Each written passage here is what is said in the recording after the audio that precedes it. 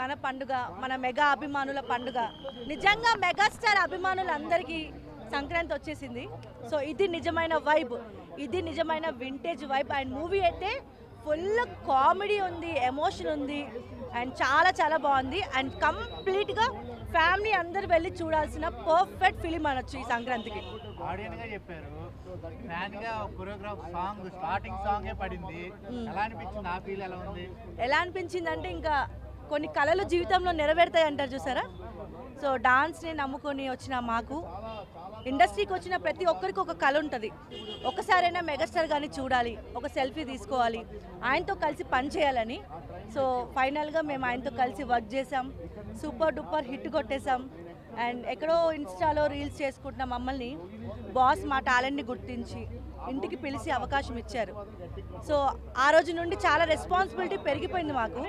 ఇప్పుడు రిలీజ్ అయిపోయిన తర్వాత బాస్ మళ్ళీ కాల్ చేసి సందీప్ చాలా బాగా చేశావు అని మాకు కాంప్లిమెంట్స్ ఇవ్వడం, మీలాంటి వాళ్ళందరూ మాకు బూస్టప్ ఇవ్వడం చాలా హ్యాపీగా ఉంది. ఇంకా మోటుగో ఫ్యూచర్లో ఇంకా మంచి మంచి సాంగ్స్ బాస్కి, మెగా ఫ్యామిలీకి కొరియోగ్రఫీ చేయాలని డ్రీమ్. ఎగ్జాక్ట్లీ. యాక్చువల్ కరోనా టైంలో ఒక వాయిస్ ఓవర్ రావడమే మీరు చాలా హ్యాపీ ఫీల్ అయ్యారు. అవునండి. ఇప్పుడేమో డైరెక్ట్ కొరియోగ్రఫీ వచ్చేసింది. ఏం చెప్పాడు స్టార్టింగ్ అంటే చేసినప్పుడు అన్నకి మీరు ఇచ్చిన భరోసా ఏంటి? ఏదైనా ఇద్దరం కలిసి అండి, అంటే వైఫ్ అండ్ హస్బెండ్ అనేవాళ్ళు ఇద్దరు కలిసి ఉంటే ఏదైనా సాధించవచ్చు. ఒక భార్య భర్తకి ఖచ్చితంగా లైఫ్లో కష్టాలు వస్తాయి. వచ్చినప్పుడు ఒకరికొకరు కలిసి, ఒకరు లోలో ఉండొచ్చు, ఒకరికొకరు ఎలా స్ట్రాంగ్గా మనకి మనం వి కెన్ డూ, మనం చేయగలుగుతాం.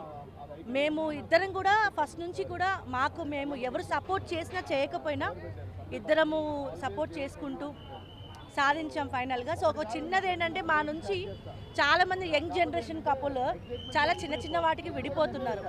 మొగుడు పిల్లలంటే కొట్టుకోవాలా, మేము కూడా మస్తు కొట్టుకుంటాం, కానీ ఎండ్ ఆఫ్ ది డే కలిసి సక్సెస్ కొట్టాలా.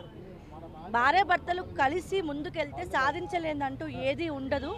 సో దానికి మేము మా లైఫే చాలా బెస్ట్ ఎగ్జాంపుల్. మేము చాలా స్ట్రగుల్ ఫేస్ చేసాం, చాలా ఫైనాన్షియల్గా అవనివ్వండి, చాలా జీరో నుంచి. కానీ మేము నమ్ముకుంది కళని ఎక్కడ వదలలేదు. మా హార్డ్ వర్క్ని, మాకు ఎన్ని హెల్త్ ప్రాబ్లమ్స్ వచ్చాయో కూడా మేము కళను వదలలేదు.